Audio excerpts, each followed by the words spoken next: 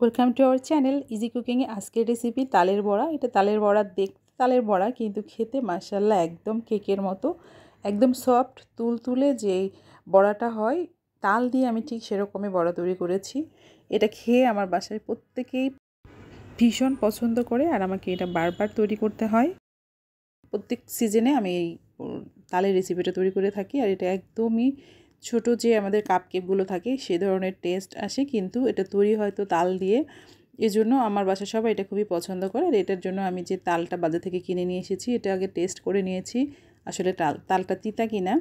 Maximum তাল কিন্তু মিষ্টি হয়, কিছু কিছু তাল আছে যেগুলো মুখে দিলে তিতা লাগে, সেই তাল দিয়ে অবশ্যই এই ধরনের রেসিপি তৈরি করা যাবে না। তো খুব ভালো করে পানি দিয়ে এভাবে তালের যে রসটা ওটাকে বের করে নিচ্ছি। আপনারা এরকম কোড়ানি দিয়ে সুন্দর করে গ্রেটার দিয়ে করে নিলে আমার মনে হয় খুবই তাড়াতাড়ি হয়। আমার মনে হয় 3 থেকে 4 মিনিটে আমি একটা তালের রস বের করে নিতে পেরেছি, এই জন্য আমি গ্রেটার দিয়ে করি। আর এভাবে একটা মশারির কাপড়, আমি এক্সট্রা মশারির কাপড় দিয়ে এটাকে ছেঁকে নিই। আপনারা চাইলে বাজারে যে নেটগুলো কিনতে পাওয়া যায় বা বাজার থেকে আনার সময় যে নেটগুলো দেয় ওগুলো দিয়ে তৈরি করতে পারেন, মানে ছেঁকে নিতে পারেন।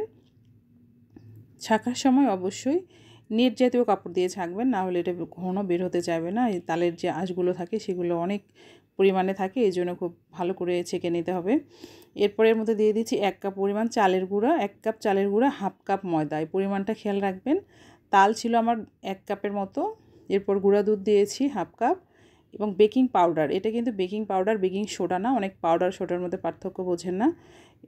এরপরে দিয়ে দিচ্ছি চিনি, চিনিটা আপনার স্বাদ মতো দেবেন। আমি 1 কাপের একটু কম দিয়ে নিয়েছি। আর একটা ডিম দিয়ে খুব ভালো করে মেখে একটা সফট ডো করতে হবে। এখানে থিকনেসটা আমি দেখিয়ে দিচ্ছি। যে বড়াটা আমরা তৈরি করি ঠিক সেমই 30 মিনিটের মতো ঢেকে রেখেছিলাম। সব মাখিয়ে নিয়ে এরপর তেলটা হালকা গরম করে, একদম হাই হিটে কিন্তু এটাকে ভাজা যাবে না, একদম সফট লো মিডিয়ামও না, লো হিটেই ভাজতে হবে। যেহেতু এটা একদমই সফট বড়া হবে এই জন্য ভিতরে কাঁচা থেকে যাবে, তাই আপনারা সময় নিয়ে 7, 8, 9 থেকে 10 মিনিট পর্যন্ত এটা ভাজা যাবে। কিন্তু এটা চুলার জালের আঁচটা থাকবে একদমই লো আর কি, যেন তেলটা শুধু গরম হয়। এভাবে আপনারা একদমই এত সফট হবে, এটাকে খুব নাড়াচাড়া করা দরকার নাই। এরকম করে কাঠি দিয়ে বা কাঁটা চামচ দিয়ে হালকা করে নেড়ে দিতে হবে। ভাজা হয়ে গেলে 2 পাশে ব্রাউন করে তুলে নিতে হবে।